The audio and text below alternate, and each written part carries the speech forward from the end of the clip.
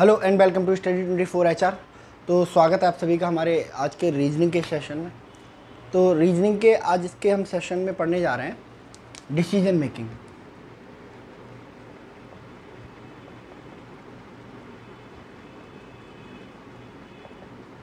Decision making बहुत ही practical topic है ना। आपको एक सिचुएशन दे दी जाएगी या एक आपको कैलकुलेशन दे दी जाएगी और 4 ऑप्शन दे दिए जाएंगे। उन्हीं ऑप्शंस में से आपको डिडक्ट करना पड़ेगा कि भाई जो राइट आंसर है वो क्या है। ठीक है, इसका कोई फॉर्मूला नहीं होता है। ठीक है, इसके लिए एक समझ, एक अंडरस्टैंडिंग डेवलप करनी पड़ती है ना। वो मैं आपको सिखाऊंगा कि भाई कैसे समझ, किस तरह से, किस एंगल से आपको सोचना है कि आप जो है राइट आंसर तक पहुँच जाएँ। इसके अलावा बहुत ही प्रैक्टिकल क्वेश्चन पूछे जाते हैं। ऐसा नहीं है कोई सेट है, कोई टाइप है, इस तरह के क्वेश्चन पूछे जाएंगे, ऐसा बिल्कुल नहीं होगा। बहुत प्रैक्टिकल टाइप के क्वेश्चन आपसे पूछे जाएंगे और आपको उनको सॉल्व करना पड़ेगा। और ये जो रीजनिंग है ये ए लेवल रीजनिंग में आता है। ये पार्ट हमारा जो डिसीजन मेकिंग है ए लेवल रीजनिंग में आता है। और जिन एग्ज़ाम्स में इनको पूछा जाता है बहुत ज़्यादा, यूपीएससी के सिविल सर्विस एग्ज़ाम में जो बच्चे बैठने जा रहे हैं, ठीक है, उनके लिए ये बहुत ज़्यादा इम्पोर्टेंट है। इसके अलावा स्टेट पीएससी सिविल सर्विसेज के एग्ज़ाम में जो बच्चे बैठने जा रहे हैं उनके लिए बहुत ज़्यादा इम्पोर्टेंट। और कहाँ पूछा जाता है? पेपर 2 सी सेट में पूछा जाता है। ये पेपर 2 सी सेट, ठीक है। इसके अलावा यूपीएससी सीडीएस, जिसको हम कंबाइंड डिफेंस सर्विसेज भी कहते हैं,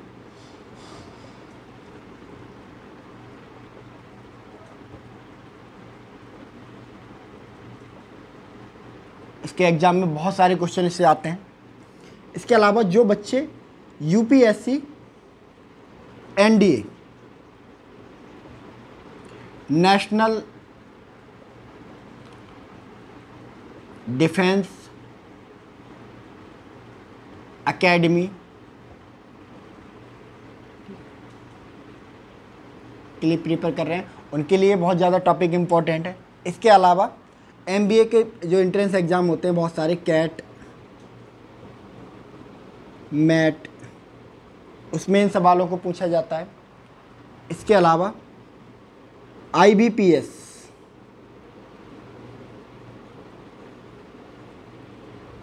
पीओ प्रोविजनल ऑफिसर, क्लर्क,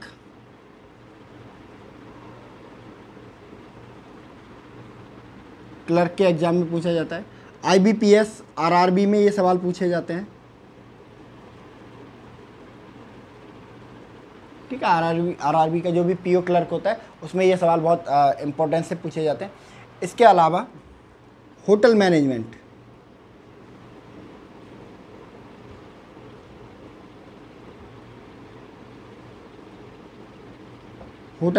के जो वेरियस एंट्रेंस एग्ज़ाम होते हैं उनमें पूछे जाते हैं। तो काफ़ी अच्छा खासा वेटेज रहता है। आप देखेंगे ये एग्ज़ाम मैंने जितने भी लिखे हैं इनमें कोई आरआरबी या एसएससी का एग्ज़ाम नहीं है। अगर आप हाई लेवल एग्ज़ाम के लिए प्रिपेयर कर रहे हैं, लाइक यूपीएससी सिविल सर्विसेज के सीसेट के पेपर 2 में पूछा जाता है। स्टेट सिविल सर्विसेज जो होती हैं पीएससी, उनके सीसेट के एग्ज़ाम में पेपर 2 में इसको पूछा जाता है। इसके अलावा यूपीएससी सीडीएस और एनडीए के एग्ज़ाम में पूछा जाता है बहुत सारे सवाल। कैट, मैट, उसके एग्ज़ाम में पूछा जाता है जो एमबीए के लिए एग्ज़ाम होते हैं। आईबीपीएस पीओ क्लर्क में पूछा जाता है, आईबीपीएस आरआरबी में पूछा जाता है, होटल मैनेजमेंट पूछा जाता है। इसके अलावा ये जो सवाल हैं बहुत सारे इंटरव्यूज,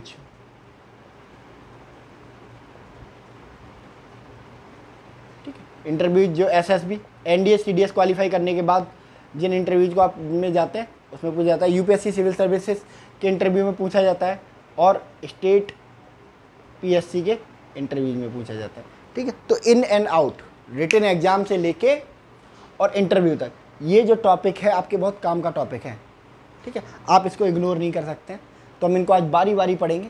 ठीक है, चलिए आप पहले इसका स्क्रीनशॉट ले लीजिए ओवरव्यू का। ठीक है, चलिए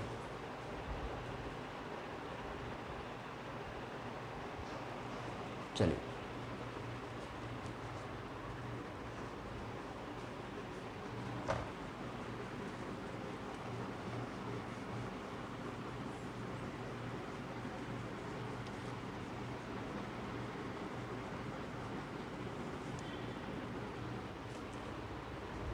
तो डिसीजन मेकिंग में सबसे पहले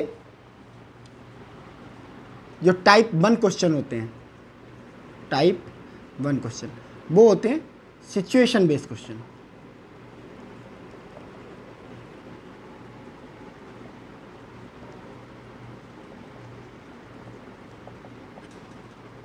जिनको सिचुएशन रिएक्शन टेस्ट भी कहा जाता है।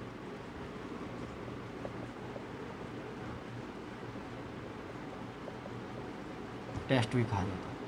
अब देखेंगे आपकी बहुत सारे क्वेश्चन आपको दे दिए जाएंगे, बहुत जिनमें एक सिचुएशन दी हुई होगी, 4 ऑप्शन दिए होंगे। कुल मिला के ऐसे पूछा जाता है कि अगर आप इस सिचुएशन में हैं तो आप कौन सा ऑप्शन चूज करेंगे। ठीक है, तो इस तरह के जो क्वेश्चन है एग्जाम इंटरव्यूज में बहुत पूछे जाते हैं और सीसेट वगैरह में बहुत पूछे जाते हैं, तो इनको करेंगे। देखते हैं कि किस तरह के जो सवाल होते हैं इसमें आते हैं। तो चलिए एक एग्जाम्पल के लिए एक सवाल लेते हैं। ठीक है,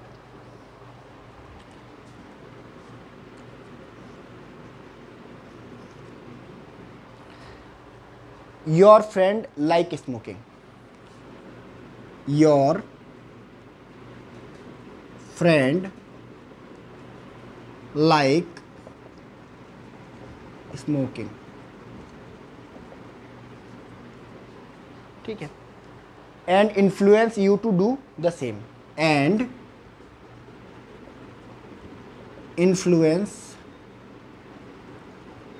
you to do the same।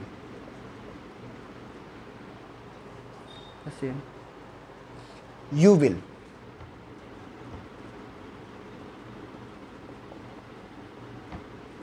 Option A, option A दे के रखा है भाई, smoke only because of your friend are smoking, smoke because your friend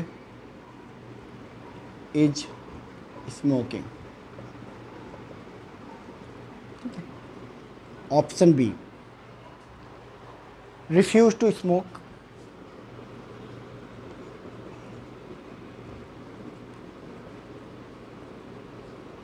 C smoke but only in their presence, smoke but only in their presence। Option D, refuse and lie to them that you are have asthma, refuse and lie to them that you have asthma, asthma है। तो 4 option दिए हैं और कहने का मतलब इसका ये है कि आपका फ्रेंड जो है स्मोकिंग करता है और आपको भी कहता है कि भाई चल तू भी स्मोकिंग कर रहे, आप क्या करोगे? इस पे ऑप्शन ए, स्मोक कर लोगे because your friend is smoking, आपका फ्रेंड स्मोक कर रहा है तो आप भी स्मोक करोगे। रिफ्यूज टू स्मोक, रिफ्यूज कर दोगे, मना कर दोगे। Option C, smoke but only in their presence, यानी कि जब भी दोस्त के साथ होगे तब स्मोक कर लोगे। डी, रिफ्यूज, मना कर दोगे और बहाना दे दोगे कि आपको अस्थमा है इसलिए आप जो है स्मोक नहीं कर सकते। कौन सा ऑप्शन आपको बेस्ट सूटेबल ऑप्शन लग रहा है? ठीक है, तो कुछ आइडियलिस्टिक स्टूडेंट बनने की कोशिश करते हैं तो उनके लिए आंसर ये क्या है? बी होगा, रिफ्यूज टू स्मोक। ठीक है, तो जो करेक्ट आंसर होगा भाई बी होगा। क्यों होगा वो मैं आपको बताता हूँ क्यों होगा। ठीक है, कुछ लोग तो होता है ना कि जब अगर कोई गलत काम करते भी हैं तो सबके सामने मना कर देते हैं, नहीं नहीं मैं नहीं करता। ठीक है, तो इसका मतलब ये थोड़े ना है कि वो सही हो गए, जब आप किसी चीज़ को कोई ऑप्शन चूज कर रहे हैं तो उसके पीछे आपका आर्ग्यूमेंट होना चाहिए। आप रिफ्यूज कर दोगे स्मोक करने से, क्यों? ठीक है, क्यों? क्वेश्चन अराइज होता है भाई क्यों मना कर दोगे स्मोक करने से? ठीक है, तो आर्ग्यूमेंट होना चाहिए कि भाई मेरी मर्जी, मुझे पता है सिगरेट पीने से क्या होता है, अस्थमा होता है, सिगरेट पीने से सांस की बीमारियां होती हैं, मैं क्यों स्मोक करूं? ठीक है, और सिगरेट क्या है, एक अनवांटेड खर्चा है। ठीक है, बहुत सारे लोग क्या है, बहुत सारा पैसा अपना महीने की सैलरी का सिगरेट पे उड़ा देते हैं। तो मैं ऐसी चीज़ पे अपने पैसे क्यों उड़ाऊं जिससे क्या होता है, मेरे आर्थिक हालत ख़राब होती है? तो मैं सिगरेट पीने से मना कर दूंगा, क्योंकि सिगरेट से काफ़ी बीमारियां होती हैं और मैं सिगरेट पीना पसंद ही नहीं करता, बेकार का खर्चा होता है, इसलिए सिगरेट मैं क्यों ऑप्शन डी चूज करूं? मैं क्यों झूठ बोलूं मना करने के लिए? मेरे को अस्थमा है, मैं नहीं पीता क्योंकि ये मेरी सेहत के लिए अच्छी नहीं है। मेरा आर्ग्यूमेंट ये है कि भाई तू पी, I don't stop you to smoke, ठीक है, बट मैं नहीं पीऊँगा क्योंकि मुझे पता है मेरी सेहत के लिए ये हानिकारक है। ठीक है, तो जब ऐसे क्वेश्चन आते हैं, अगर एग्जाम में, रिटन एग्जाम में ऐसे क्वेश्चन आते हैं तो कोई नहीं, आप ऑप्शन ये चूज कर लेंगे, आपको कोई आर्ग्यूमेंट देना नहीं पड़ेगा, बस एक गोला भरना है। ठीक है, बट इंटरव्यू में आपसे ये सवाल पूछ लिया कि आपका सब जो फ्रेंड है वो स्मोक करता है और आपसे कहता है स्मोक कर ले, तो आप क्या करेंगे? तो जब आप ये बोलेंगे कि मैं मना कर दूंगा, तो इंटरव्यूअर का दूसरा सवाल होगा क्यों मना कर दोगे? तो आपके पास आर्ग्यूमेंट होना चाहिए, सपोर्ट आर्ग्यूमेंट होना चाहिए। ठीक है, सबके फेवर में। ठीक है, रिफ्यूज टू स्मोक करने से क्या करेंगे? मना करेंगे, क्योंकि आपको पता है स्मोक करना सेहत के लिए हानिकारक है। ठीक है, चलिए, तो ये देखो आंसर हो गया। तो इस तरह के क्वेश्चन जो है पूछे जाते हैं सिचुएशन बेस्ड क्वेश्चन में। चलिए दूसरे एग्जाम्पल की मदद से समझते हैं। चलिए इसको नोट कर लीजिए एक बार।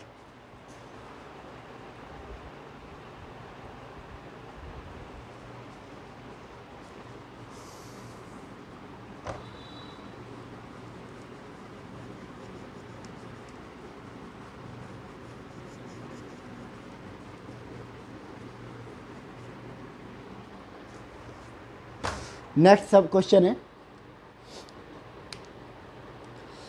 while traveling in train,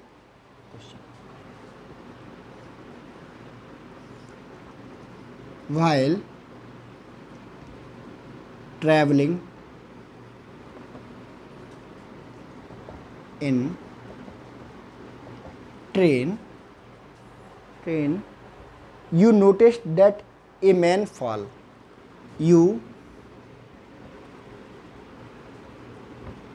noticed that a man fall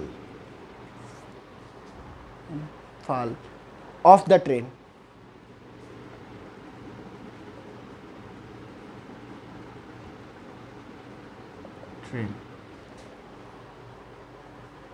From the coach behind your coach.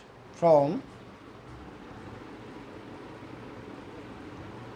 the coach behind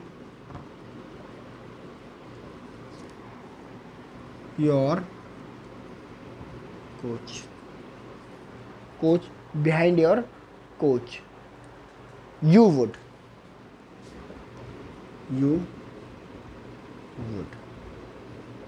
और ये क्वेश्चन पूछा गया है होटल मैनेजमेंट 2010 के एग्जाम में। होटल मैनेजमेंट 2010 में। ऑप्शन ए इसका दे के रखा है इन्होंने, ऑप्शन ए दे के रखा है कि pull the alarm chain,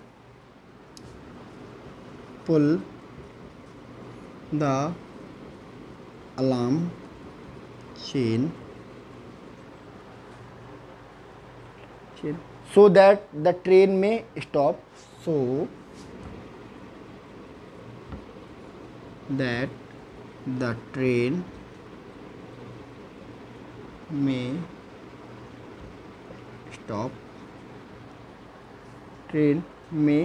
stop, and the man may be helped, and the man may be helped. ठीक है। ऑप्शन बी दे के रखा है, shout at the falling man, shout at the falling man, shout at the falling man, asking him to get up quickly, asking him to get up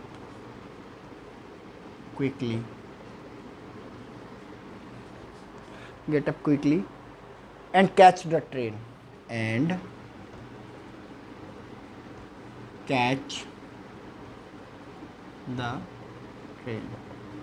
option C कह रहा है भाई, jump off the train, jump off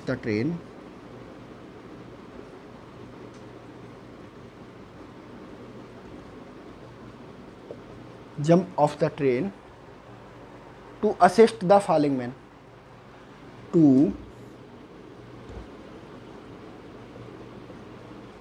the falling man,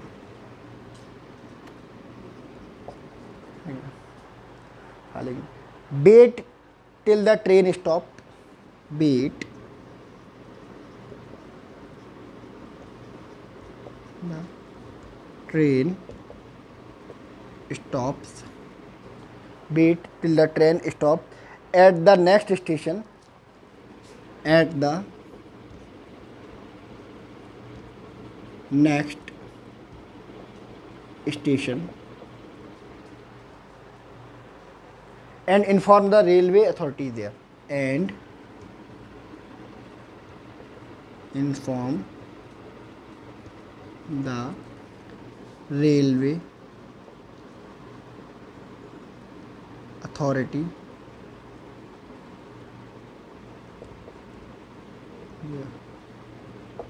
there।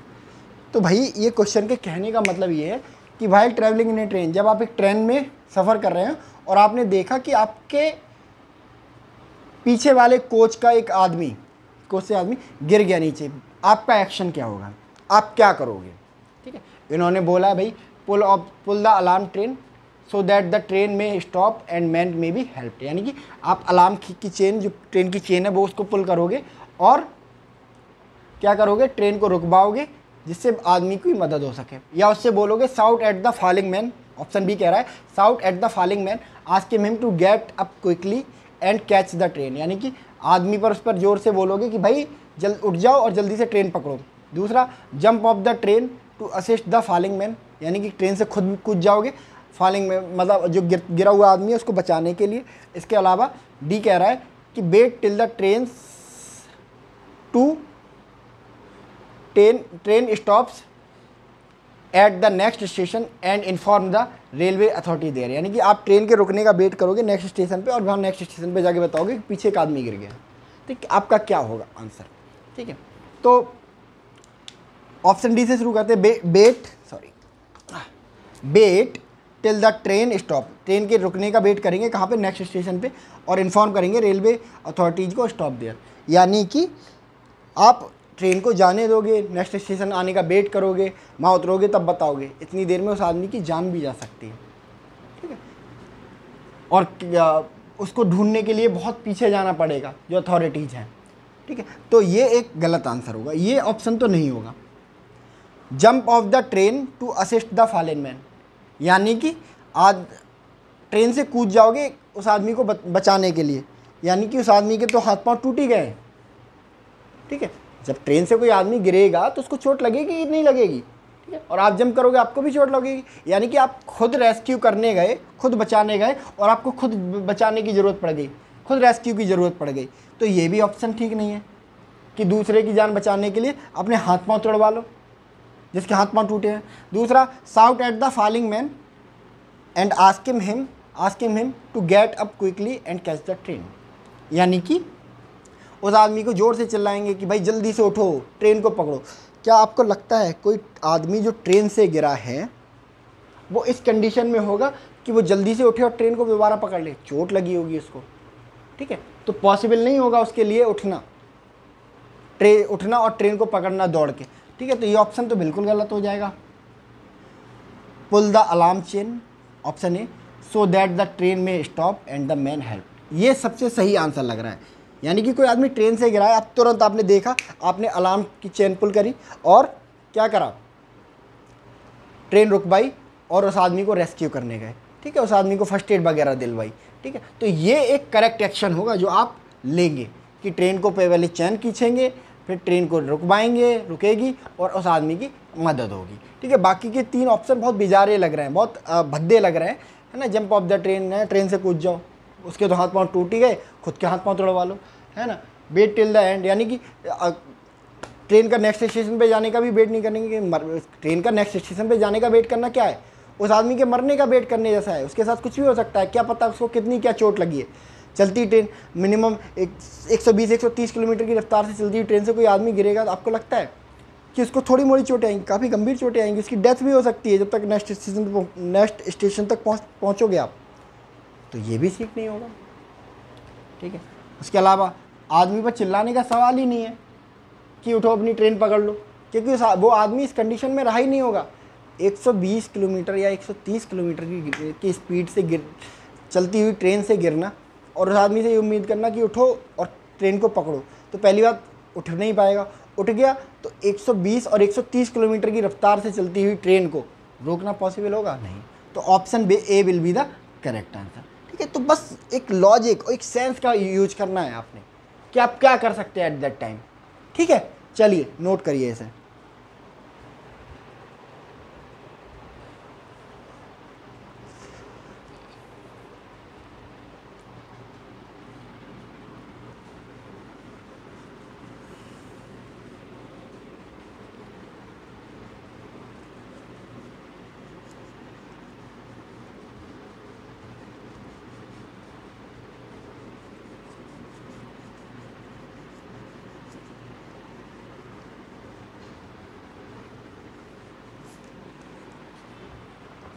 इसको भी rap कर देते हैं।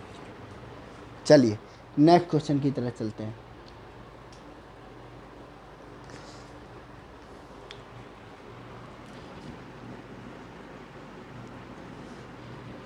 Question, you are a team manager, you are a team manager, you are a team manager, you find that your employees performance, you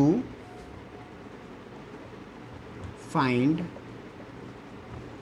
that your employees performance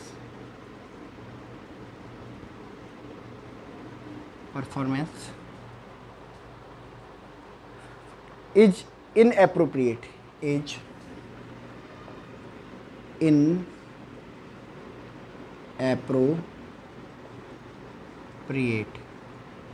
inappropriate, that create stress for you, that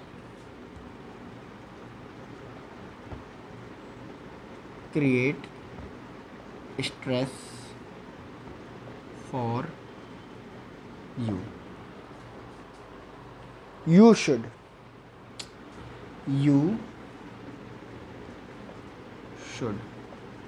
और ये Chhattisgarh PSC 2018 में पूछा गया, छत्तीसगढ़ के PCS में सवाल।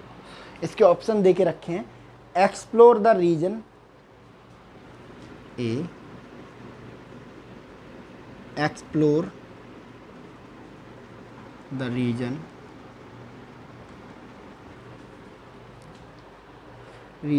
of inappropriate performance for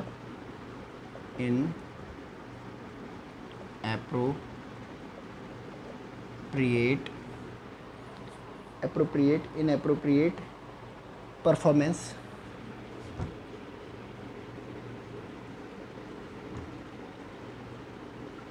inappropriate performance and report to the higher authority and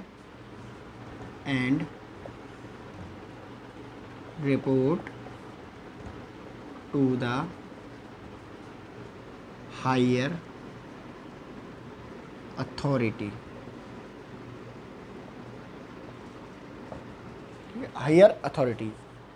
Next, B. Start an incentive mechanism. Start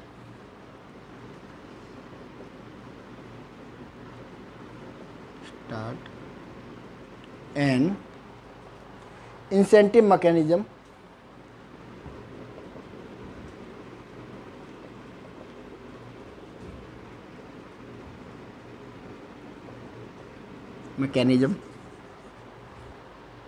for better performance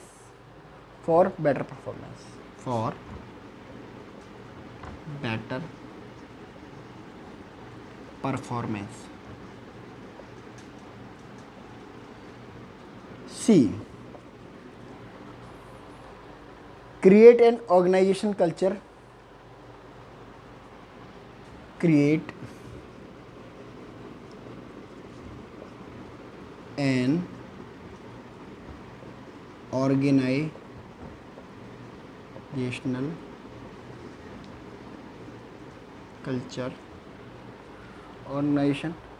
culture in which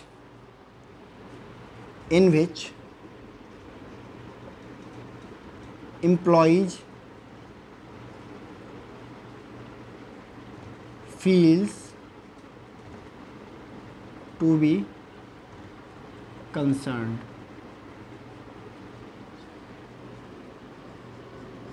D. Implement special human resource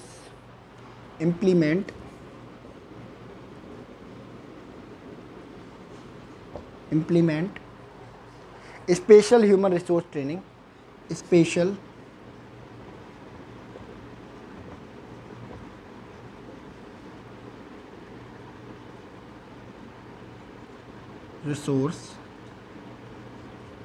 human resource training for the employees.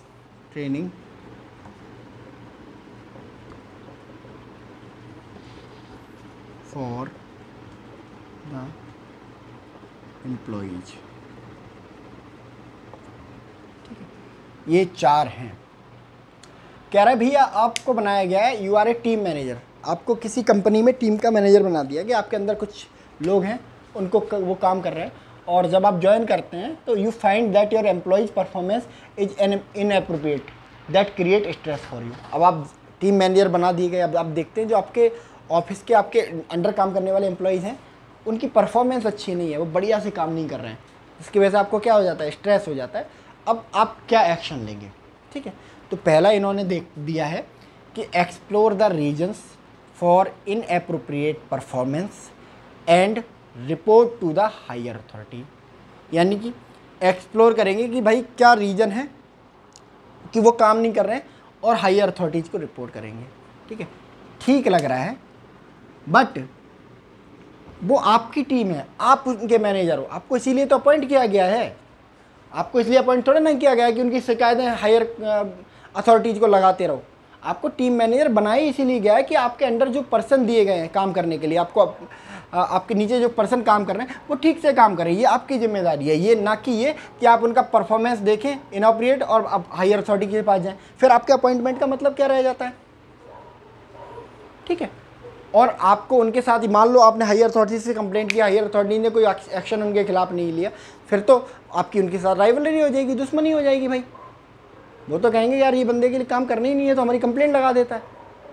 ठीक है, तो दोनों तरीके से ये चीज़ ठीक नहीं है कि एक तो आपको इनएप्रोप्रिएट राइवलरी क्रिएट करेगा, दूसरा एक हायर मैनेजमेंट पे भी बड़ा नेगेटिव इम्पैक्ट जाएगा कि यार तुम्हें टीम मैनेजर किस लिए बनाया गया है, आप टीम मैनेजर क्यों हो, हमसे कंप्लेंट करने के लिए बनाया गया है। फिर तो हम किसी को भी रख सकते थे वहाँ पे, एक ऐसा बंदा जो देखता हो शाम को बता देता ये अच्छे से काम नहीं कर रहा है। टीम मैनेजर आपको बनाए इसीलिए गया है कि आप उस टीम को मैनेज करो। ठीक है, तो पहला ऑप्शन तो बिल्कुल किसी एंगल से सही नहीं है। Start and incentive mechanism for better performance. Insta incentive देना शुरू कर दो कि जो अच्छा काम करेगा उसको इंसेंटिव मिलेगा। ठीक लग रहा है, साउंड्स गुड, करेक्ट लग रहा है, ठीक है, बट इंसेंटिव कहाँ तक? ठीक है, इंसेंटिव क्या होती है? ग्रीड होती है, एक रिवॉर्ड की तरह मिले, ठीक है, लेकिन अगर सिर्फ इंसेंटिव बेस्ड परफॉर्मेंस होगी तो वो काम ही उतना करेंगे, ठीक है, और ज़्यादा काम करेंगे, ज़्यादा इंसेंटिव मांगेंगे, तो उससे क्या होगा इन द लॉन्ग रन? बहुत ज़्यादा इंसेंटिव देने से क्या हो सकता है? कंपनी को नुकसान हो सकता है, ठीक है। फिर इसमें आपके एफर्ट कहाँ हैं? इसमें तो आपने कंपनी का खर्चा डाल दिया कि यार हम टीम मैनेजर हैं और हमारी टीम का इंसेंटिव बढ़ा दो, या हमारी टीम को इंसेंटिव दे दो, बढ़िया काम करेगी। कंपनी का बोर्ड ऑफ डायरेक्टर आपसे बोलेंगे फिर तुम्हें क्यों हायर किया है? जब कंपनी का हमें इतना खर्चा करवाना है तो हम आपको ही नहीं हटा देते हैं, आपको हटा के आपकी जो सैलरी है उसका हिस्सा हम बांट देंगे एम्प्लॉयज़ में, फिर आपकी ज़रूरत ही क्या है? तो इंसेंटिव भी एक तरीका नहीं है। C create an organisational culture in which employ feels to be concerned, ठीक है, यानी कि एक ऐसा माहौल तैयार करो जिसमें एम्प्लॉय को फिक्र हो कंपनी की, भाई काम करना है, ठीक है, काम करेंगे हमारी सैलरी आएगी, हमें बढ़िया इंसेंटिव भी मिलेंगे, ठीक है, कंपनी ग्रो करेगी तो हम भी ग्रो करेंगे। तो एक ऐसा बिहेवियर, ऑर्गेनाइजेशनल बिहेवियर तैयार करना है जिसमें कंपनी के जो एम्प्लॉयज़ हैं अपने इंटरेस्ट को कंपनीज के इंटरेस्ट से जोड़ कर देखने लगें, ठीक है, और ये एक परमानेंट तरीका है। अगर एक बार ये कल्चर डेवलप हो गया तो जो नए लोग आएंगे वो भी इस कल्चर में पलेंगे बढ़ेंगे और वो भी वैसे ही काम करेंगे। तो ये एक परमानेंट तरीका है एज ए टीम मैनेजर जो आप अप्लाई कर सकते हो। इसमें कोई इंसेंटिव नहीं है, ठीक है, किसी को कंप्लेंट करने की जरूरत नहीं है, बस एक ऑर्गेनाइजेशनल कल्चर डेवलप करना है कि हमारी ऑर्गेनाइजेशन में जो एम्प्लॉय हैं कंसर्न रहते हैं। अगर आपने ये कल्चर डेवलप कर दिया तो काम अपने आप करने लगेंगे एम्प्लॉय, ठीक है। तो option C is the correct answer. चलो ऑप्शन डी को भी देखते हैं, implement special human resource training for the employees. देखो स्पेशल ह्यूमन रिसोर्स ट्रेनिंग की कोई ज़रूरत ही नहीं है, ठीक है, क्योंकि आपने हायर ही उनको कुछ क्वालिफिकेशंस के ऊपर किया है, उनके इंटरव्यू लेके किया है। तो काम अगर वो काम नहीं कर रहे हैं तो इसका मतलब ये नहीं है कि उनको कुछ आता नहीं है, ठीक है, ज़रूरी नहीं है, ठीक है। तो ये भी कोई तरीका नहीं होगा। तो ऑप्शन सी जो होगा ना हमारा वो करेक्ट आंसर होगा कि भाई ऑर्गेनाइजेशनल कल्चर एक बार डेवलप कर दो, सारी प्रॉब्लम सॉल्व, ठीक है। तो इस तरह निकलेगा इसका आंसर। चलिए इसको नोट करिए।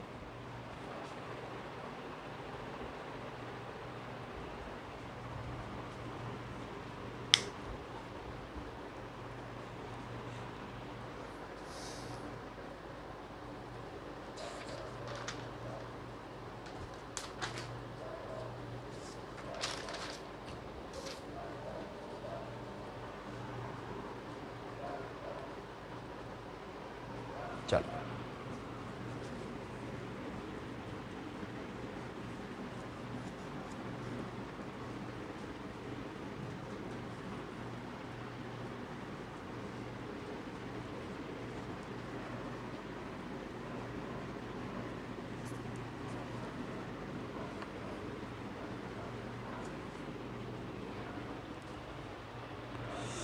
नेक्स्ट क्वेश्चन जो है हमारा,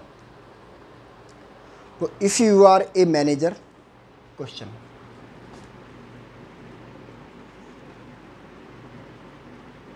you are a manager, okay, manager, if भी लगा हुआ, if you are a manager and one of your employees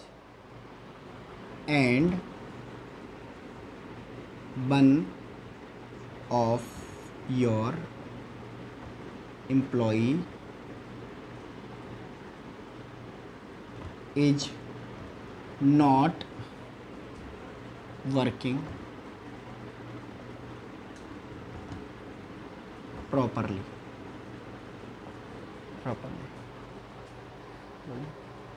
As a manager you would, as a manager you would.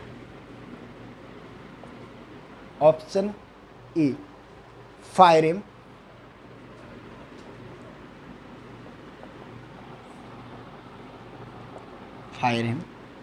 Option B, give the man 2 weeks to improve. Give the man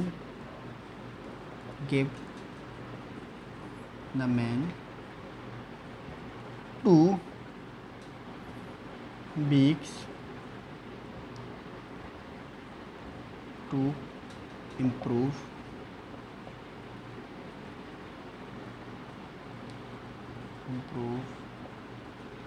C. Try to develop the man's abilities. Try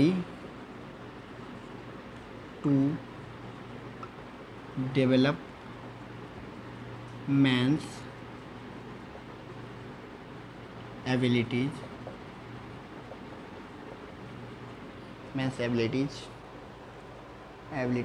and interest in another job. And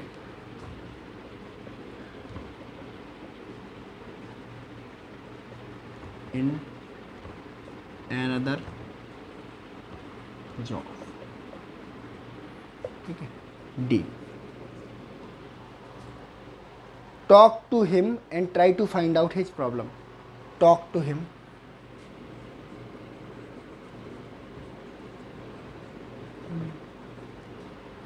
Talk to him and try to find out his problems. And try to find out his problems. ठीक है. कहने का मतलब ये है question का कि भाई अगर आप एक टीम के मैनेजर हैं और आपका एक एम्प्लॉय जो है अच्छे से काम नहीं कर रहा है, तो एज ए मैनेजर आपका क्या दायित्व है? पहला, ए, फायर हिम, उसको बर्खास्त करोगे. B, give the man 2 weeks to improve, यानी कि 2 हफ्ते दोगे. Try to develop man's abilities and interest in another job, यानी कि दूसरी जॉब में उसकी एबिलिटीज़ को और इंटरेस्ट को डेवलप करने का प्रयास करोगे. और थर्ड ऑप्शन है कि भाई टॉक टू हिम, बात करोगे and try to find out the problem, यानी कि बात करोगे और उसकी समस्याओं को जानने की कोशिश करोगे. तो पहला ऑप्शन कह रहा है फायर करेंगे, बर्खास्त. ठीक है. तो ये तो सबसे ईजी जॉब है. ठीक है. आप एक टीम मैनेजर, आपको टीम मैनेजर बना के रखा गया है. ठीक है. टीम को फायर करने वाला नहीं.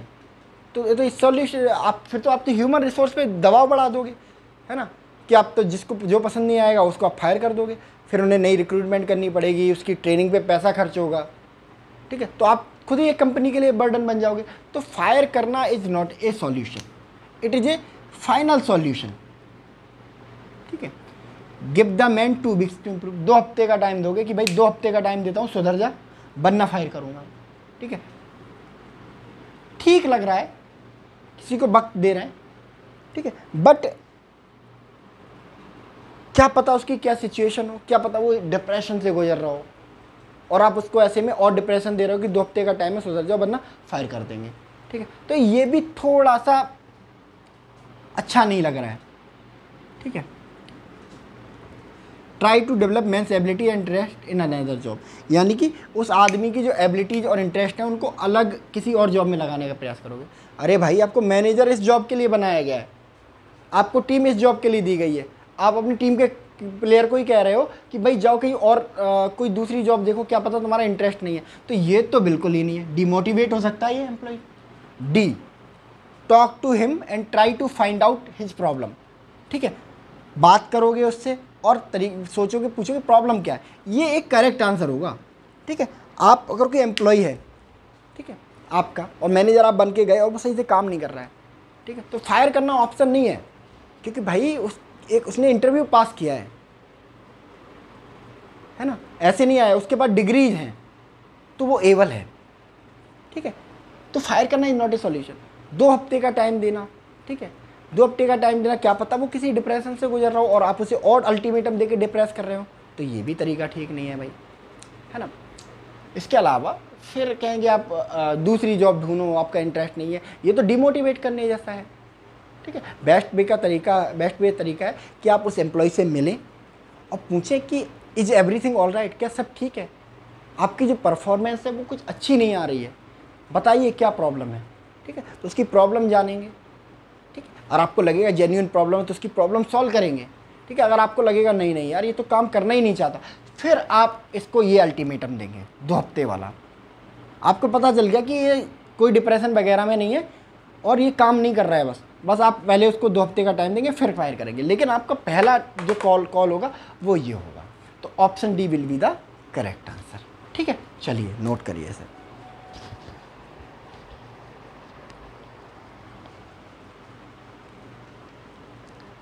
ठीक है, तो ये डिसीजन मेकिंग है। अभी हम और लेवल इनका अप करेंगे, है ना। बहुत सारे एग्जाम्पल अभी बहुत करने बाकी है। तो ये जो बेसिक अंडरस्टैंडिंग थी मैंने आपकी ये डेवलप करने की कोशिश की है, ठीक है।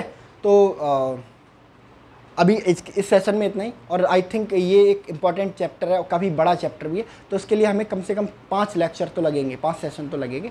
तो चलिए मिलते हैं हम नेक्स्ट सेशन में, तब तक आप लोग अपना ख्याल रखिए। Thank you very much.